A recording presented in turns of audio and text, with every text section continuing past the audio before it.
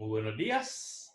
En este bello sexto jueves de Pascua, 21 de mayo. En el día de hoy, la iglesia conmemora a los santos mártires de México, Cristóbal Magallanes, presbítero y compañeros mártires que murieron en 1927, mismo año en el que murió el mártir jesuita Miguel Pro, aunque la fiesta se celebra en otra fecha. Pero en el día de hoy, también jueves de esta sexta semana, tradicionalmente hoy celebraríamos la ascensión de nuestro Señor. 3 jueves santos tiene la Santa Madre Iglesia: Jueves Santo, Corpus Christi y el jueves de la Ascensión. Y yo, aunque aquí en Puerto Rico movemos la fiesta de la Ascensión a domingo, pero en tanto que la fiesta de la Ascensión tiene 2 misas que se pueden celebrar, la de la vigilia y la del día. El domingo celebraremos la del día. Pues quiero comenzar hoy con la oración de la vigilia de la Ascensión para recordar tradicionalmente que hoy se celebra esa bella fiesta. En el nombre del Padre, del Hijo, del Espíritu Santo. Amén. Dios nuestro, en este día tu Hijo ha subido a los cielos ante la mirada de los apóstoles. Concédenos que según su promesa, Él permanezca siempre con nosotros en la tierra y nosotros merezcamos vivir con Él en el cielo. Que vive y reina contigo en la unidad del Espíritu Santo y es Dios por los siglos de los siglos. Amén. Bueno, en este bello día, 21 de mayo, recordamos una cosa. Bueno, en el día de ayer, la Compañía de Jesús que está de luto. Ayer murió nuestro 30º prepósito general, Adolfo Nicolás Pachón. Pero también ayer, el 20 de mayo, se celebran 499 años, casi los 500 años, de el cañonazo que recibió Ignacio en su pierna, que dio lugar y comenzó el derrotero de discernimientos que le llevó a fundar la compañía y a ser el primer general de la compañía. En el mismo espíritu de esa fiesta, ese evento de ayer de perder a nuestro padre en general.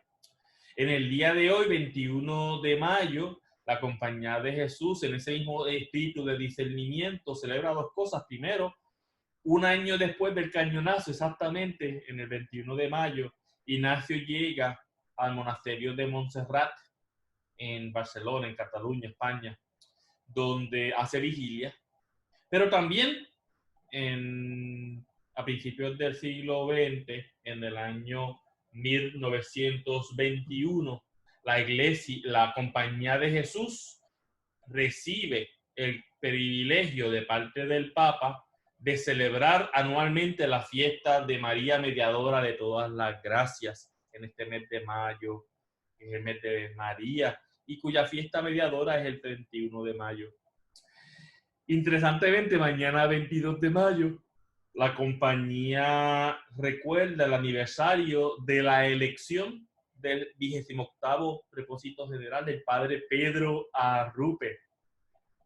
Fue elegido un día como mañana. Pues en este espíritu de que celebramos el cañonazo de Ignacio de ayer, la muerte del padre general Adolfo ayer, y el aniversario de la elección del padre Arrupe mañana, la llegada de Ignacio Montserrat hoy, pues hoy, hablando con el padre Lardi, ¿de qué podría hablar yo en el día de hoy, viendo los temas que habían recomendado? Pues algunas de las cosas es que hablar de Ignacio. Pero no les voy a dar una biografía de Ignacio. Ustedes pueden coger libros tan buenos como Ignacio Solo y a Pie, de José Ignacio Telechea y Dígoras, o El Padre Maestro Ignacio, de Cándido de Dalmases, la biografía de Villoslada, de Rivadeneira, la biografía nueva que salió hace unos 10 años por un historiador español, García Hernán Ignacio de Loyola. Muy, muy buena biografía de Ignacio. También pueden leer la autobiografía de Ignacio, ¿no? Pero me quiero acercar a la biografía de Ignacio, no dándole todos estos detalles, que les daré algunos, pero desde la idea del discernimiento, ese discernimiento que empezó con el cañonazo, que comenzó y permitió que Ignacio empezara a reconocer cómo Dios le hablaba, cómo su corazón reaccionaba ante las invitaciones de Dios y las invitaciones del enemigo. Y en esta charla un poco de discernimiento desde la vida de Ignacio, una cosa a darnos cuenta es cómo el discernimiento de Ignacio, aún decidiendo que San Ignacio era un maestro del discernimiento, como en muchas ocasiones el discernimiento de Ignacio no se dio desde lo que él quería o creía que Dios quería para él, sino que Dios le demostraba su voluntad de otras formas, a través de la bala de cañón, que comienza todo, a través de su cuñada, a través del burro en el camino, con los franciscanos, con la Inquisición. Hubo otros que le hacían llegar a Ignacio saber la voluntad de Dios cuando él mismo no lo sabía.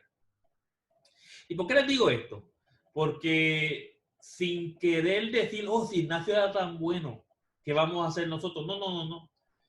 A un Ignacio que conocía también los espíritus que le afectaban, tenía a veces problemas reconociendo la voluntad de Dios. La compañía hablamos de los 3 binarios, cómo tú te relacionas con misiones, con objetos. El segundo binario habla de cómo yo quiero hacer algo para Dios, pero quiero hacer lo que yo quiero y quiero traer a Dios a lo que yo quiero. Mientras que el tercer binario es hacer lo que Dios quiere. La muy importante distinción cuando uno está discerniendo preguntas importantes, preguntas existenciales, que estudiar, casarse, etcétera, vocacionales. ¿Qué es lo que yo quiero? Aunque lo que yo quiera sea seguir a Dios, ¿qué es lo que yo quiero? Contra qué es lo que Dios quiere para mí. E Ignacio pues siempre tenía esa lucha entre esas dos preguntas. Con el tiempo se hizo mejor y empezó a hacerse más y más y más qué es lo que Dios quiere de mí. Pero por mucha parte de su vida Ignacio siempre estaba preguntándose qué es lo que yo quiero hacer para Dios, qué es lo que yo quiero hacer para Dios. Comenzarnos un poquito con la vida de Ignacio. Ignacio, que fue el Benjamín, el hijo menor de 13 hermanos. Ignacio con sus 12 hermanos, Jesús con sus 12 compañeros, Ignacio con los 12 primeros compañeros que estaban con él, aunque tenemos 10 por fundadores, uno había muerto antes, 2 no se reconocen como fundadores porque se unieron un poco después, pero Ignacio con los primeros 12 compañeros, ¿no? Pues Ignacio desde el principio tenía con sus 12 hermanos. Y como el Benjamín, en aquella época, hace 500 años, a las hermanas, una cultura un poco diferente, se les podía casar para que tuviesen mejor vida.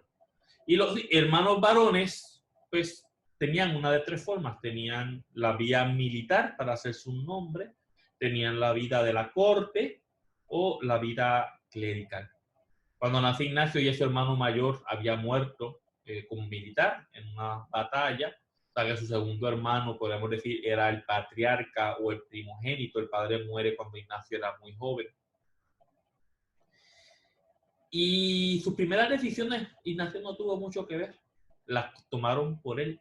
Era el menor, no había muchos. Militares ya habían varios en las cortes. Y optan por hacerle la tonsura a Ignacio. Si no saben lo que es la tonsura, cuando miran las películas religiosas del medievo, que le afeitaban al monje o al fraile, le hacían una corona calva en la cabeza, eso se llamaba la tonsura. Cuando le hacían la tonsura a alguien, lo convertían en clérigo, con miras a que fuese sacerdote en un futuro. O sea que Ignacio, no por opción propia, por opción de la familia, para que tuviese un futuro, le hacen la tonsura de niño. Ahora, Ignacio no vivió una vida de clérigo, no la vivió. Y parece que su familia cambió de opinión o porque Ignacio se opuso cuando tú podías explicar algo. Pero a los 15 años, el hermano mayor de Ignacio lo envía entonces a que trabajase en la corte a ver si pudiese hacer un nombre. O sea, Ignacio no vuelve a tomar una decisión, la vuelven a tomar por él. Lo envían a trabajar con un contador del rey Fernando, Juan Velázquez de Cuellar. estuvo con él 11 años, hasta que este contador desde Fernando, con una historia particular de España, que no está el caso ahora, cae en desgracia.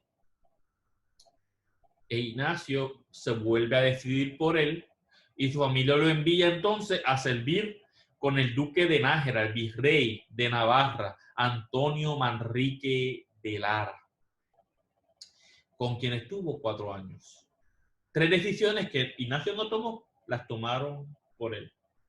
Voluntad de Dios, bueno, prepararon un poco a Ignacio a lo que vendría luego. O sea que Dios escribe derecho en líneas torcidas, podemos decir que sí, en cierta forma era voluntad de Dios lo que estaba pasando, ¿no? Es interesante que, como les dije, Ignacio lo primero que hicieron fue tonsurarlo, pero Ignacio no ha vivido una vida de clérigo. Cuando él era paje, cuando trabajaba con Juan Velázquez de Cuéllar, el contador de Fray Fernando, en su tierra natal hace sus travesuras, especialmente con su hermano Pedro Pérez, que también fue sacerdote, y cometió un delito tan grave a los 14 años, que la única forma de poder zafarse de ese delito, y es como sabemos que Ignacio había sido tonsurado, Ignacio apela a su condición de clérigo. El fiscal, o la palabra que se usa en aquel entonces, dijo: tú no vives como clérigo.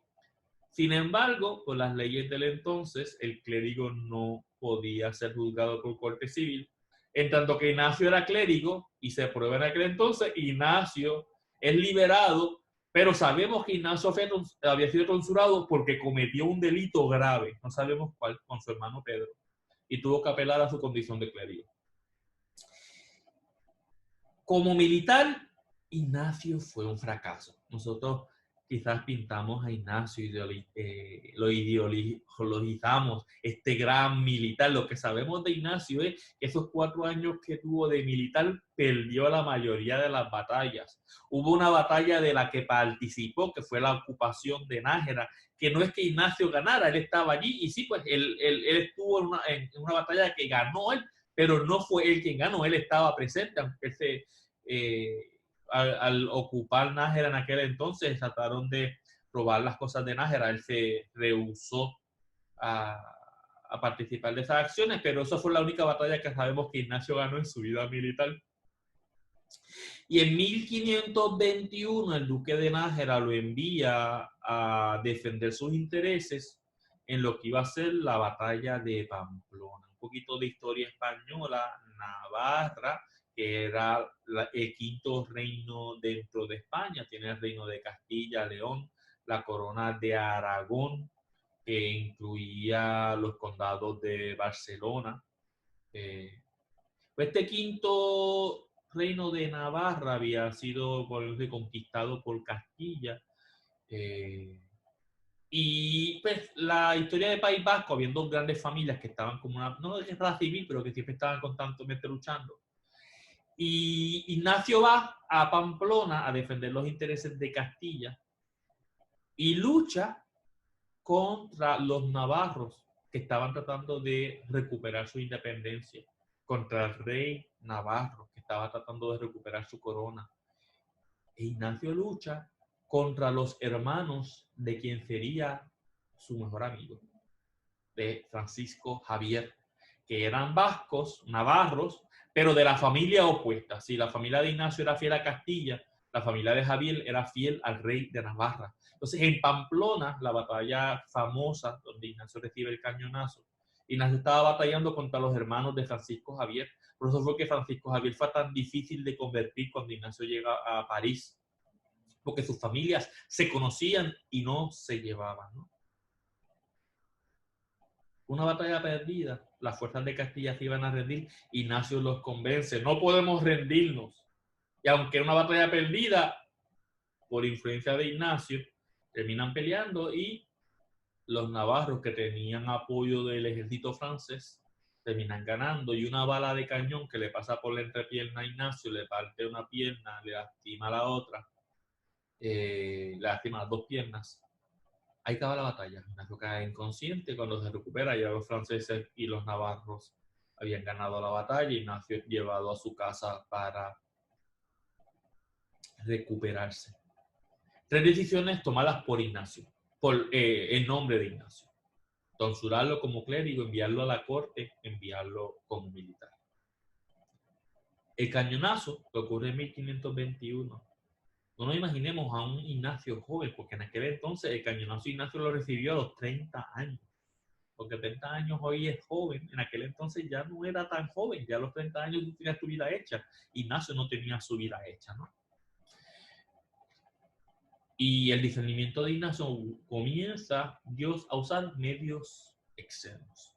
Este cañonazo acaba la vida militar de Ignacio. Lo llevan a su país natal, a Loyola, en Guipúzcoa, País Vasco, España. Y para recuperarse, Ignacio pide leer libros de caballería, los libros de Amadís de Gaula. Y Dios utiliza a su cuñada y dice, mira, aquí no hay libros de Amadís de Gaula, aquí tenemos 2 libros. La vida de Cristo y de Ludolfo de Sajonia y el Flo Santorum, la leyenda áurea, que son vidas de santos, ¿no? Ignacio quería leer caballería para mantener ese espíritu militar y a través de su cuñada Dios empieza, no, tengo algo preparado para ti. Y leyendo la vida de los santos, leyendo la vida de Cristo, empieza Ignacio a aprender a discernir. Leyendo la vida de Cristo empezaba a marcar las líneas que decía Jesús en un color, las líneas que decía María en otro color. Empieza a interesarse por el mensaje de Jesús. Leyendo la vida de los santos empieza a leer sobre Domingo y sobre Francisco, a quienes admiraba mucho a ambos. Y decía, si Domingo lo hizo, lo puedo hacer yo. Si Francisco lo hizo, lo puedo hacer yo. Y comienza Ignacio entonces ahí, gracias a la bala de cañón, en Loyola, a discernir, a distinguir los espíritus que estaban en su corazón. Ignacio empieza a distinguir cómo cuando está pensando en cosas terrestres, cuando estaba pensando en esta princesa cuyo corazón él quería conquistar, no sabemos quién era esa princesa. Hay 3 nombres que se suelen mencionar, hay un poco de consenso más hacia uno de los 3, pero ahora mismo no viene el caso. Él soñaba con conquistar un corazón. Y cuando Ignacio se veía pensando sobre esta mujer, estaba contento por el momento, pero pasaba el rato, se iban esos pensamientos y quedaba seco. Y en tanto, Ignacio se veía imitando a los santos, siguiendo a Jesús, y esa felicidad que sentía en ese momento le quedaba a largo rato. Ignacio empieza a distinguir lo que eran las felicidades, las consolaciones que venían de Dios, o las consolaciones que no necesariamente venían de Dios, que podían venir de su propia vida, de su preferencia, o inclusive podían venir del mal espíritu.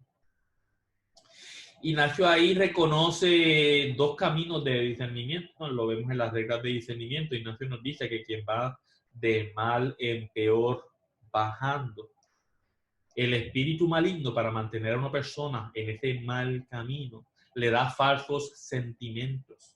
Esa alegría, pensemos hoy en el contexto actual, una persona que está haciendo bullying, que se siente bien, mira cómo se ríe de esta persona que está haciendo sufrir, pero que realmente no es una felicidad verdadera, ¿no?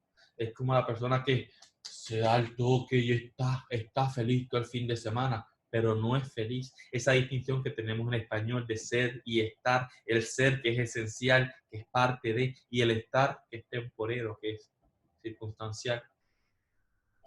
Y nació empieza a reconocer que estos sentimientos que mantenían a uno en mal camino eran temporeros, eran falsos sentimientos de felicidad, falsas consolaciones. Mientras que para sacar a uno de ese camino, Dios, el Espíritu Divino, le atacaba a través de la conciencia, a través de las ideas. Mira lo que estás haciendo. Pensemos en una persona que está haciendo bullying. Oye, estás lastimando a esta persona, le estás faltando el respeto. Ya sea que tú ignores o sigas su pensamiento, el enemigo te llena de sentimientos falsos para mantenerte por mal camino, y el Espíritu de Dios te da las ideas, te saca la conciencia para que te des cuenta de lo que estás haciendo, para que cambies de camino. Nos da cuenta que las personas que van de bien en mejor subiendo, los espíritus actúan de forma opuesta. Para mantenerte por buen camino, Dios te da sentimientos verdaderos. La satisfacción que tú tienes cuando has servido, la felicidad que tienes cuando ves la sonrisa de una persona a la que tú has ayudado, el sentido de plenitud cuando estás trabajando por el reino. Y en eso nada más te mantiene para seguir por buen camino. Y para tratar de sacarte por el buen camino, el mal espíritu te da ideas falsas. Piensa cuando tú estás sirviendo, que te estás sintiendo muy bien de servir, el espíritu empieza a darte ideas falsas. Oye, qué zángano tú eres, tú pudiendo estar en la playa y estás aquí trabajando de gratis, ayudando a esta persona que se podría ayudar a sí mismo, ¿no? Entonces, para mantenerte por el camino concorde, el mal espíritu da sentimientos falsos, Dios da sentimientos verdaderos. Para sacarte del camino por el que vas, si vas por el mal camino, Dios usa pensamientos. El mal espíritu usa pensamientos falsos, medias verdades, para sacarte del buen camino, ¿no? En sus reglas de segunda semana, Ignacio lo describe como una gota de agua que cae en esponja y una gota de agua que cae en piedra. El espíritu que va a apoyo al camino que tú vas, si vas por buen camino, el espíritu de Dios, si vas por mal camino, el espíritu del enemigo, lo que te ataca como una gota en esponja, de modo que lo que te da para ir es absorbido por el camino, por tu corazón. Mientras que para sacarte del camino que vayas, si vas por mal camino, Dios con los pensamientos, o por buen camino, el mal espíritu con pensamientos falsos, como una gota en roca que choca para que despiertes, para que te des cuenta de que hay algo que está mal si vas por mal camino, o para que te des cuenta de lo bien que vas si vas por buen camino, ¿no? Ignacio de Dios empezó en este proceso de discernimiento que toma Ignacio darse cuenta de todo por mucho tiempo, pero comienza aquí, comienza a reconocer los sentimientos, comienza Ignacio a reconocer que todo pensamiento que le viene a una persona viene de una de tres fuentes: el buen espíritu, el mal espíritu o uno mismo. Y rara vez uno mismo está independiente, normalmente uno va acostado del buen espíritu o del mal espíritu. Ya hace 500 años Ignacio usaba el imaginario del angelito y el diablito en los hombros, los buenos espíritus y los malos espíritus hablándote al oído, ¿no? Y esto fue posible, primero, gracias a la bala de cañón. Dios escribe derecho en líneas torcidas. Y a la cuñada. Dios utilizó a la esposa del hermano de Ignacio para que empezase a leer sobre él. Y ahí, fíjate con las preguntas que Ignacio se hacía. Si Francisco lo hizo, lo puedo hacer yo. Si Domingo lo hizo, lo puedo hacer yo. Las preguntas eran, ¿qué es lo que yo quiero hacer? Lo quiero hacer por Dios, muy bonito, pero ¿qué es lo que yo quiero hacer? Ignacio, que empieza a discernir, todavía no está haciéndose la pregunta importante vocacional. ¿Qué es lo que Dios quiere de mí? En el mes de María, en esta etapa de discernimiento, desde Loyola hasta ir a Jerusalén, que es donde comienza el discernimiento de Ignacio, Ignacio va por 5 lugares marianos. Creció en Loyola, en el pueblo de Guipúzcoa, está la ermita de Olatz, que es la Virgen María, la devoción mariana con la que Ignacio creció. Una vez Ignacio se convierte, ¿qué es lo que yo quiero? Quiero ir a convertir infieles en Tierra Santa. Empieza a caminar. Pasa por Aránzazu, en Oñate, España, donde delante de la Virgen de Aránzazu hace voto de castidad, según nos cuenta la tradición ignaciana. Llega hasta Monserrate, donde el día de la Anunciación hace vigilia y cambia las armas, cambia de señora. En lugar de luchar por una princesa temporal, una princesa terrena, Ignacio piensa y asume como princesa, como reina a la Virgen María. Ahí en Montserrat hace voto de pobreza. Dice que todavía no es religioso, le falta el voto de obediencia, pero Ignacio empieza a vivir la vida como los padres del desierto, como los muchos eremitas, como los anacoretas que él conoció, con votos de castidad y de pobreza. Intercambia la vida con alguien. Después de pasar tiempo de confesión, llega a Manresa, y es en Manresa donde comienza realmente, pasa 10 meses de ascetismo, donde empieza a depurar, a conocer mucho más estos sentimientos que le iban viniendo. Pero con ese yo quiero imitar a los grandes santos, hizo tantos sacrificios, tantos ayunos, que se hizo daño a sí mismo, y después de esos años, después de esos 10 meses de Manresa, estuvo sufriendo de úlceras toda su vida, porque había lastimado su cuerpo por los abusos ascéticos, ¿no? Un mal discernimiento. ¿Qué es lo que yo quiero? No necesariamente qué es lo que Dios quiere. Durante esos 10 meses Dios se usó de muchas personas para ayudarlo, de sus confesores. Se utilizó a una mujer que le dijo, tú eres un santo. Y él, no, Dios mío. Pero se da cuenta que quería ser santo, que reconocía su pecado. Y pasa 10 meses purificando, aprendiendo sobre discernimiento. Pero todavía no está reconociendo lo que Dios quiere para él. Él sabe lo que él quiere. Y decide ir a Jerusalén a convertir musulmanes y llega a Jerusalén después de mucho trabajo, muchas tormentas, pasar por bote, llega a Génova, llega a Venecia y está en Tierra Santa. Y él decía, me quedo aquí toda mi vida para convertir musulmanes. Y los franciscanos ven que este tipo loco llega, los franciscanos son los que cuidan los lugares de Tierra Santa por privilegio que le dio el Papa desde hace muchos siglos. Son los encargados de Tierra Santa, los administradores. Los franciscanos ven a Ignacio, no, tú aquí no te puedes quedar. Ignacio era un poco desobediente, no quería hacerles caso, hasta que el superior de los franciscanos en aquel entonces le dice, oye, o te vas de Tierra Santa, o con las facultades dadas por el Papa a mí, te excomulgo ahora mismo. Ignacio, que estaba tratando de servir a Dios, dice, yo no quiero ser excomulgado, está bien. ¿Y qué hago ahora? Nuevamente, una decisión tomada por Ignacio. El yo quiero se encuentra con lo que Dios quería, comunicado esta vez a través de los franciscanos. Dios no quería a Ignacio en Tierra Santa. Todavía Ignacio no lo descubrió por sí solo. Y decide ir a Barcelona a estudiar para ayudar más las almas. Ya que no podía estar en Tierra Santa, pues su experiencia espiritual, la experiencia que tuvo Manresa, empieza a escribir el libro de los ejercicios, para poder ayudar más, se hace estudiar en Barcelona, estudia, no sabemos realmente las fechas, pero vamos a decir por 2 años, estudia gramática, estudia suficiente gramática para sentirse listo a ir a estudiar artes en Alcalá.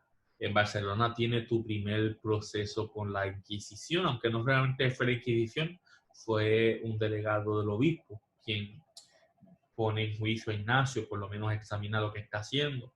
Ahí también comienza entonces el Ignacio a el discernimiento, pasar por lo que enseña la iglesia. Allí en Barcelona se le unen a Ignacio 3 de los primeros 4 compañeros. No me refiero a los fundadores de la compañía. De Barcelona lo acompañarían a Alcalá y también a Salamanca, Juan de Arteaga, Calixto de Sá y Lope y Cáceres. Según un amanuense de Alcalá, se llamaba Lope. Hay 2 versiones en la historia. Yo me siento más cómodo y convencido con los que dicen que este era un Diego de Cáceres. Y luego cuando van a Alcalá, que mencionaré por qué, se reúne un cuarto, un francés, Juan Reinalde. Estos 3 compañeros de Ignacio que se unen en Barcelona, que no siguen con la compañía, no acompañaron a Ignacio hasta Barcelona, hasta Salamanca, pero no llegaron a ir a París, por lo menos 3 de ellos. Por lo menos Ignacio tuvo una gran influencia. Acompañaron a Ignacio por tanto tiempo, cuando el Arteaga terminó un obispo en India, Calixto de Sá, pues olvidó todo lo que Ignacio le había enseñado, se hizo rico, perdón, no les dije, no hicieron un buen camino. Juan de Arteaga fue de los mejorcitos, fue obispo en India, Calixto de Sá se hizo rico y por la riqueza los que lo veían no lo reconocían. Y Cáceres, se nos dice en la autobiografía que vivió de tal modo que parecía haberse olvidado del primer propósito, del principio y fundamento, ¿no? Pues estos 3 se le unen a Ignacio, Ignacio empieza a crear su grupo. Ignacio parece que no estaba discerniendo muy bien quién lo acompañaba. Siente que ha estudiado suficiente gramática para estudiar arte y va a Alcalá. En Alcalá, como dije, se le une un cuarto, Juan Reynaud, un francés, que eventualmente deja a Ignacio para hacerse fraile franciscano. De estos primeros 4 compañeros, 2 siguieron el principio y fundamento y Dios le dieron la espalda a Ignacio y a lo que Ignacio proponía, ¿no? Y en Alcalá tiene 2 procesos con la Inquisición. Y al final del segundo, después de varios años en Alcalá, La Inquisición dice que Ignacio no tenía ninguna herejía, no tenía problemas de doctrina ni lo que enseñaba. Sin embargo, como no había estudiado, no podía hablar de cosas de fe hasta estudiar más. Y esto Ignacio se siente, mira, no le iba a poder permitir ayudar almas. Cuando no le permiten quedarse en Jerusalén, Ignacio decide estudiar porque quería ayudar almas. Y si no podía hablar de cosas de fe, no iba a poder ayudar almas. Y alguien le dice que las decisiones de la Inquisición de los obispos solo cuentan en la diócesis o el territorio. Entonces él decide irse a visitar al obispo de Valladolid, termina en Salamanca estudiando. Y estos 4 compañeros le acompañan, Arteaga, Cáceres y Reinaldo, Juanico. En Salamanca tiene su conversación con los dominicos. Los dominicos, si tú vas al convento de San Esteban en Salamanca, los frailes dominicos dicen que ellos no apresaron a Ignacio. Ignacio fue su invitado.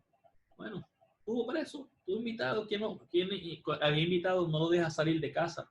Pero a fin de cuentas, en Salamanca Ignacio tiene otro encuentro con la Inquisición, el cuarto encuentro con la Inquisición, donde nuevamente dicen, Ignacio, no hay nada que condenar en cuanto a lo que tú enseñas de doctrina o ni de fe.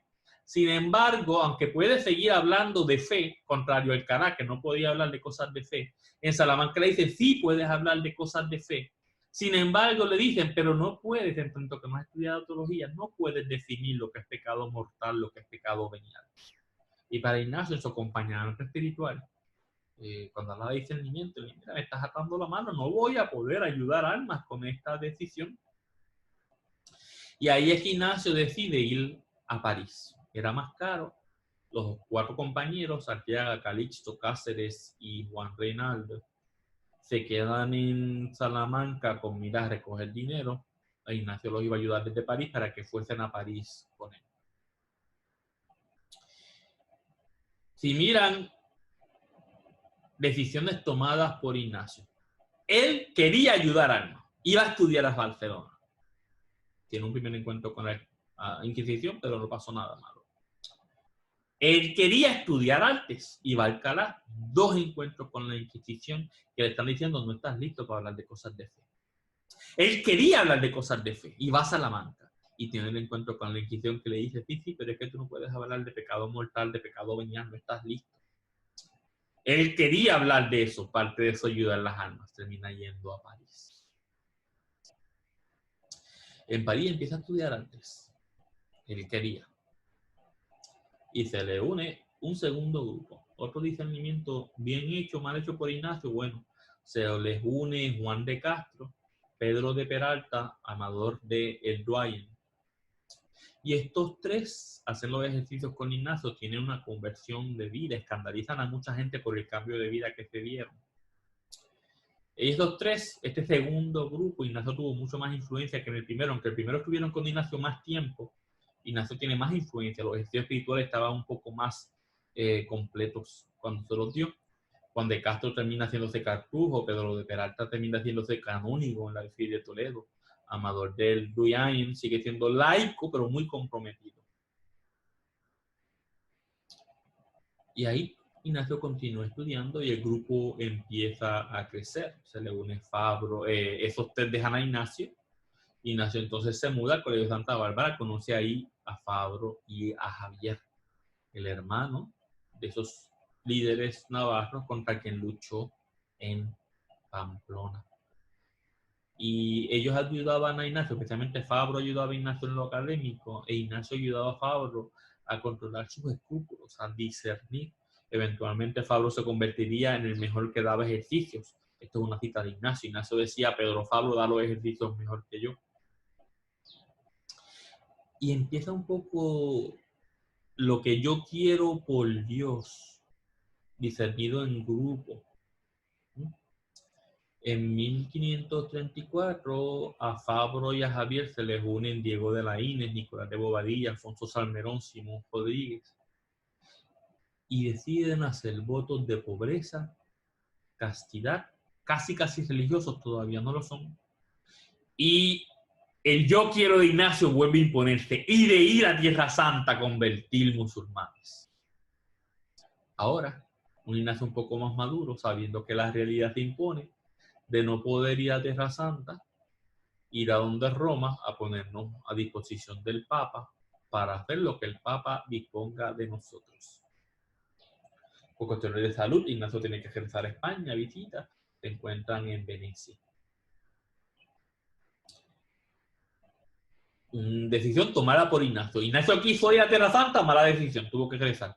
Quiso ir a Alcalá a Salamanca, malas decisiones, tuvo que salir. Llega a París, hace un buen grupo y con el grupo les impuso, los convence, hay que ir a Tierra Santa otra vez. ¿Qué es lo que yo quiero? ¿Qué es lo que yo quiero? Ignacio, que todavía sigue con el ímpetu a ganar almas, no necesariamente para darle crédito a Dios, por sí es lo que yo quiero. Hay que decir que todo este proceso hasta que llegó a París, Ignacio, que sí había sido tonsurado de niño, por lo tanto era clérigo, pero que no vivía como tal, dejando ver que había sido tonsurado de niño, la espiritualidad ignaciana, los ejercicios espirituales, Ignacio los pensó, los vivió como laico. Él quería ayudar almas como laico. Ignacio no quería ser cura, él quería ayudar almas y estaba estudiando para ayudar almas. Él no estaba estudiando para ser sacerdote, contrario a Pedro Fabro, Francisco Javier y todos los compañeros, que es lo que querían. Ignacio quería ayudar almas. No quería necesariamente ser presbítero. Él quería ser laico, no laico, estaba tonsurado, pero él no vivía como clérigo, él quería ser laico en alguna forma, ¿no? Y esa promesa, este voto de ir a Jerusalén o presentar al Papa, la realidad vuelve a imponerse. Los piratas, que era Barba Negra, Barba Roja, están controlando el Mediterráneo, no son capaces los compañeros de ir a Tierra Santa a convertir almas y cumpliendo con su voto llegan a Roma. Otra decisión tomada por Ignacio. Dios le está diciendo a Ignacio, oye, que quiero algo para ti. Ignacio no acaba de darse cuenta. Después de estudiar, después de todos los encuentros que ha tenido con la Inquisición, Ignacio va cayendo en cuenta, mira, si yo quiero ayudar a almas, especialmente con los estudios, tengo que estar ordenado. Pero entonces fíjense cómo el discernimiento de Ignacio no fue del principio ser cura, el discernimiento es ser, yo puedo servir a Dios como cura. Dios me está llamando a servirle como presbítero. Y deciden ordenarse. Se ordenan los que no estaban ordenados, se ordenan por instrucción del Papa, que les da primero que se ordenaran con cualquier obispo. Se ordenan todos los que no habían ordenado, todos de cura, excepto Salmerón, que era muy joven, que se ordena de diácono. Ese grupo de 7 que hizo voto en el 34, cuando Ignacio se va a España por su salud, se les unen 3 en París: Claudio Jayo, Pascual Roet y Juan Codure. Eran 10. A Ignacio en Venecia se le une Diego de Cáceres. Está ese que yo mencioné, sí, Diego de Oces, perdón, el Diego de Oces se le une en Venecia. Y está este compañero Cáceres. Algunos dicen que Diego de Cáceres se le une en París. Hay suficiente evidencia para pensar que pudo bien haber sido este Cáceres que estaba en Barcelona, que acompañó a Ignacio a París y estaba con Ignacio desde el principio. A fin de cuentas, escribe Nadal hablando sobre los primeros compañeros, que si Diego de Oces no hubiera muerto antes de que se fundara la compañía hubiese tenido 12 fundadores, como los 12 apóstoles. Y van donde el Papa. No quería ser cura, terminó ordenándose. No querían ser religiosos, aunque han hecho voto de pobreza y castidad, no querían unirse a una orden religiosa. Pero cuando van donde el Papa empieza a enviarlos a lugares diferentes. Y el grupo se iba a deshacer. Otra decisión tomada por Ignacio, en nombre de él. Si queremos que el grupo no se deshaga, tenemos que hacerlo religioso. Eso fue impuesto casi por la realidad que se impuso. Hubo un discernimiento que sí, mira, Dios, esto es lo que Dios nos está diciendo, pero Dios estaba hablando por la realidad que se imponía. Se reúne el grupo en el que deciden hacer voto de obediencia a uno de ellos. Y ese discernimiento, esas deliberaciones, estaban los 10 compañeros que consideramos fundadores. Está el Cáceres. ¿Por qué un Cáceres firma si no era del grupo originario? No sé. Hay un Cáceres, por eso es que yo digo que era Diego de Cáceres. Y hacen votos religiosos de obediencia a uno de ellos, pensando en una orden religiosa, se convierten en religiosos para que, aunque la distancia los separe, tienen unido en comunidad de fe y de caridad y de amor. Decisiones tomadas por Ignacio. Ignacio todavía en este momento estaba pensando qué es lo que yo quiero y cambiando, moviéndose poco a poco a qué es lo que Dios quiere de mí. Para servirle tengo que ser cura, para servirle por Dios. Dios quería que fuese presbítero. Funda la Compañía de Jesús, que para entrar a la compañía hay que ser presbítero, aunque tengamos los hermanos, los espirituales. Decisiones tomadas por Ignacio.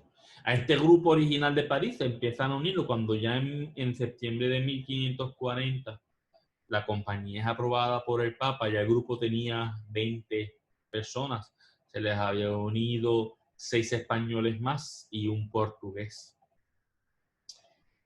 Decisiones tomadas por Ignacio. Ignacio quería que funda las religiones, vamos a dar la obediencia a algo, vamos a obedecer, yo quiero servir. Y los compañeros unánimemente, el único que no votó por sí mismo fue Ignacio, que votó por otro, eligen a Ignacio de general de esta instituto religioso que está empezando. Y él no quería, lo rehúsa. Terminó aceptando por obediencia a su confesor. Ignacio no quería. ¿Qué es lo que yo quiero? Yo no quiero ser general, yo quiero servir. La realidad se impuso. Dios habló a través de los compañeros, les dejó saber a Ignacio, oye, que yo quiero esto de ti. Ignacio decide finalmente aceptar ser general. Y si leemos el diario espiritual de Ignacio, ya vemos cómo Ignacio deja de hacerse tanto la pregunta de qué es lo que yo quiero y empieza a preguntarse más y más qué es lo que Dios quiere de mí. Aunque aprueban la compañía, la aprueban solamente con 60 miembros, no podía haber más de 60 miembros como límite. Eventualmente logra que esa restricción se saque. ¿Qué es lo que yo quiero? ¿Qué es lo que Dios quiere de mí? Ignacio sirve como general de la compañía por 15 años, hasta que eventualmente muere en el 56. Cosas que afectaron también el discernimiento, la comunidad original, aunque había muchas mujeres que a Ignacio lo ayudaban desde tiempos de Barcelona. Todos los compañeros de Ignacio originalmente eran hombres. Pues una de las mujeres que ayudaba a Ignacio, Isabel Rosell de Cataluña, cuando enviuda, logra que junto con su dama en preparación, dama en espera, Francisca Cuillas, y una amiga que usé ella, Lucrecia Di Radín, logra del Papa, obtiene del Papa ser puesta bajo la obediencia de Ignacio, como si fuese una orden femenina. Entra en el día de Navidad de 1045. Ignacio no pudo discernir, se lo impone el Papa. Hubo problemas con las mujeres, esas 3 mujeres tuvieron que ser liberadas. Eventualmente salen de la compañía. Ignacio logra de un Papa que un Papa decida la compañía no tendrá orden femenina. Bueno o malo, bueno. Una decisión tomada por Ignacio que en este caso no salió bien. Estas 3 mujeres hicieron votos, pero terminando saliendo. Una cuarta mujer que entra a la compañía, la princesa Juana de Austria, princesa de Portugal, infanta de España, hija de Carlos I de España, de Carlos V de Austria, de los Habsburgo. Entra a la compañía con el nombre secreto de Mateo Sánchez, Mateo Montoya en algunos documentos. en secreto por si, como princesa, su padre tenía que casarla, la pudiesen casar y se les dispensaba los votos. Pero ella, cada vez que su padre trataba de casarla, de alguna forma se escapaba. Y Juana de Austria es la única mujer que entró en la compañía y que murió como jesuita bajo el seudónimo de Mateo Sánchez. Esto sí fue una decisión tomada por Ignacio en colaboración con su consulta y por consejo de Francisco de Borla, San Francisco de Borla, que será el tercer general de la compañía.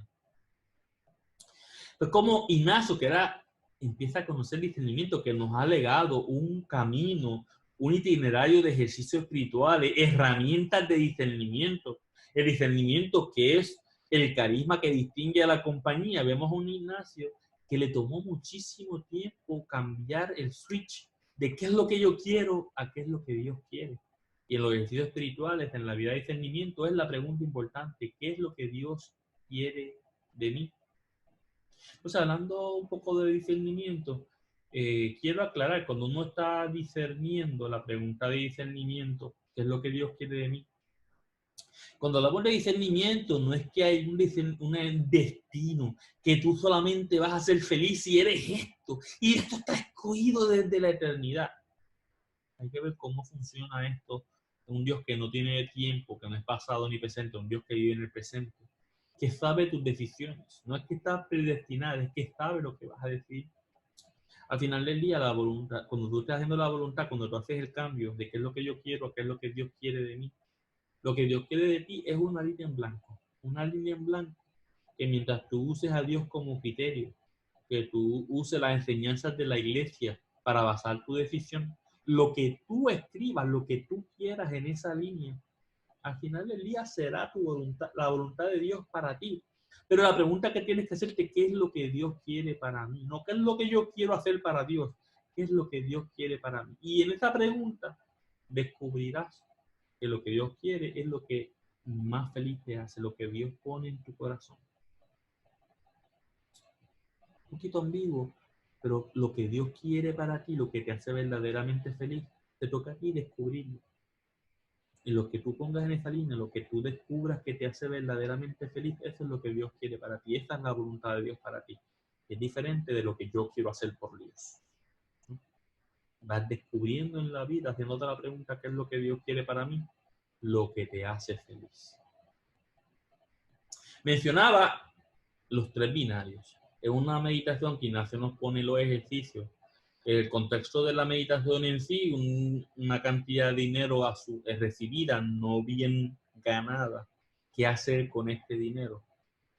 Y hay tres respuestas. El primer binario es un sí, pero ahora no. El segundo binario es un sí hoy, pero no de este modo. El tercero es un sí ya y de este modo. Lo explico, ¿no? Esta meditación binario es para reconocer, para yo poder realmente hacer la pregunta: ¿qué es lo que Dios quiere de mí? Tengo que primero reconocer cuáles son mis apegos indebidos, mis afecciones desordenadas, mis pasiones desordenadas. ¿A dónde se inclina mi libertad? ¿A lo que quiere Jesús o a lo que quiero yo? En el discernimiento se quiere lograr un corazón libre de toda hipoteca, que solo Dios sea dueño del corazón. Aprender a querer y no solo desear, saber, conocer aquello que Dios me invita, el modo como Dios me invita. Decir, hacen los ejercicios, deseando y eligiendo. Este proceso de binario es hacer lo que Dios me pide sin condiciones, no conformándome con cosas equivalentes a lo que Dios me propone, pero que son parecidos porque es más conveniente lo que yo quiero hacer. Entonces, los primeros tres pasos, como dije, un sí, pero ahora no, es un querer del fin de Dios sin poner los medios, esperar antes de morirme para hacer mi conversión, para convertirme, porque Dios perdona. Una visión errónea del Dios misericordioso, querer abusar de la misericordia de Dios, y como Dios me va a perdonar, no importa lo que yo haga, yo pego todo ahora y cuando me vaya a morir me arrepiento, que Dios me perdona. Es saber lo que Dios quiere, que tú le ames y no poner los medios hasta que es muy tarde. Saber lo que tienes que hacer y no hacerlo, como el joven rico que leemos en Marcos 10, 17, 23. El segundo binario es sí, ok, sí, ahora voy a hacer lo que Dios quiere, pero no del modo que Dios quiere. Pongo los medios, pero no el modo más eficaz o el que Dios quiere. Pongo el medio que yo quiero. Lo hago pero como yo quiero. Los invitados al banquete. Sí, déjame, no puedo. Sí, ahora, pero no de este modo, no como Dios quiere, ¿no? Trato de traer a Dios a mí. Ahí es que viene, ¿qué es lo que yo quiero hacer por Dios? Pero ¿qué es lo que yo quiero hacer? No, eso no es lo que tiene que estar. Yo te invito a estar en el tercer binario. Entonces, la meditación, este tercer binario es un sí, ahora y del modo de Dios. Alinear la mente y el corazón es una obediencia, y una de sus cartas habla de tipos de obediencia, una obediencia de ejecución. Hago lo que tú me dices porque tengo que obedecerte. Obediencia de voluntad, ok. Yo te quiero, yo te respeto, quiero hacer lo que tú me estás pidiendo. O entendimiento, ¿no? Realmente saber qué es lo que te están pidiendo y hacerlo entendiendo y querer lo que te están pidiendo. Pues para poder no simplemente hacer lo que se te pide y desear lo que se te pide, entender y saber y estar y ver lo mismo que la persona que te está pidiendo, obediencia. Y lo que Dios te pide que obedezca es que ames. Tienes que estar totalmente entregado, ¿no? Pues este sí, ya y de ese modo es una disposición total sin reparar en costos, según lo que Dios disponga, lo que Dios ponga en mi corazón. Querer lo que Dios quiere, cuando Dios quiere y como Dios quiere. Y a eso es que se me invita. Eso es la pregunta. ¿Qué es lo que Dios quiere de mí? Pensemos en Lucas 19, de 1 al 10, la historia de Zaqueo. Jesús no le pidió muchas cosas. Jesús nada más se invitó a sí mismo a cenar con Zaqueo. Y conociendo a Jesús, Zaqueo alinea su mente, su corazón, se dispone totalmente y cambia su vida. Entonces, la vida de Ignacio fue un Ignacio aprender a dejar de preguntarse qué es lo que yo quiero, aunque sea qué es lo que yo quiero por Dios, y llegar a preguntarse qué es lo que Dios quiere de mí. Decir sí a lo que Dios quiere, querer lo que Dios quiere, gustar lo que Dios quiere. Y esa es la vida de discernimiento. Espero pues que esta corta vista de la vida de Ignacio a través de los momentos importantes de su vida donde hubo que discernir, no les examine diciendo, ay, que está Ignacio, que era tan bueno discerniendo, tuvo problemas, ¿qué va a ser de mí que soy tan pecador o tan malo? No. Este no es el propósito del video, de esta charla. El propósito de esta charla es que se den cuenta que hasta Ignacio, que era tan bueno, se hacía las preguntas equivocadas. Y para tú poder discernir, la pregunta, ¿qué es lo que Dios quiere de mí? Debe ser lo que nos mueva. Estar en ese tercer binario. Querer lo que Dios quiere. Recordar que Dios nos hizo para amar, hacer reverencia y servir, alabarle, reverenciarle y servirle a Él, a todas las cosas, amarle en todo. Y nosotros poco a poco se dio cuenta, pero le costó. Y a veces mucho, a nosotros también nos cuesta. Bueno, pues pidamos las oraciones de Ignacio para también nosotros poder discernir, para también nosotros poder hacernos las preguntas correctas, que es lo que Ignacio nos enseña realmente con su ligado de discernimiento. Y termino entonces, siguiendo el mes de María, pues con esta pequeña oración que hemos estado haciendo, pidiendo las oraciones de María. En nombre del Padre, del Hijo, del Espíritu Santo. Amén. Bajo tu amparo nos acogemos, Santa Madre de Dios. No desprecies nuestras súplicas en las necesidades. Antes bien, líbranos de todo peligro, oh Virgen gloriosa y bendita. En nombre del Padre, del Hijo, del Espíritu Santo. Como en un principio y siempre, por los siglos de los siglos. Amén. Queden con Dios. Que Dios les bendiga. Recuerden, con Pedro, a Jesús, por María. Que Dios les bendiga. Hasta la próxima.